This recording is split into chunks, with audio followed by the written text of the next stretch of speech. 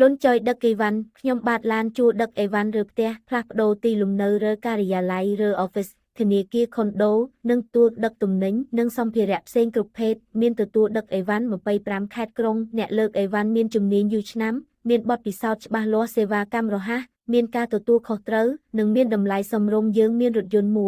5តោន2 5តោន3 5តោន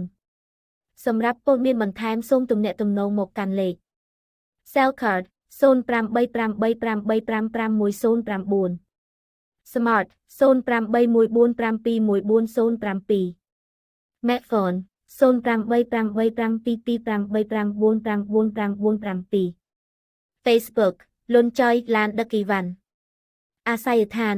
រាជធានីភ្នំពេញពូចុយដឹកអីវ៉ាន់ខ្ញុំបាទឡានជួដឹកអីវ៉ាន់ឬផ្ទះផ្លាស់ប្ដូរទីលំនៅឬការិយាល័យឬ office ធនាគារខុនដូនិងទទួលដឹកទំនិញនិងសម្ភារៈផ្សេងគ្រប់ភេទមានទទួលដឹកអីវ៉ាន់25ខេត្តក្រុងអ្នកលើកអីវ៉ាន់មានជំនាញយូរឆ្នាំមានបទពិសោធន៍ច្បាស់លាស់សេវាកម្មរហ័សមានការទទួលខុសត្រូវនិងមានតម្លៃសមរម្យយើងមានរថយន្ត1 5តោន2 5តោន3 5តោនសម្រាប់ព័ត៌មានបន្ថែមសូមទំនាក់ទំនងមកកាន់លេខ Cell Card 08883555109 Smart 08145214007 Macphone 0885225449997 Facebook លន់ចុយឡានដឹកអីវ៉ាន់លន់ចុយ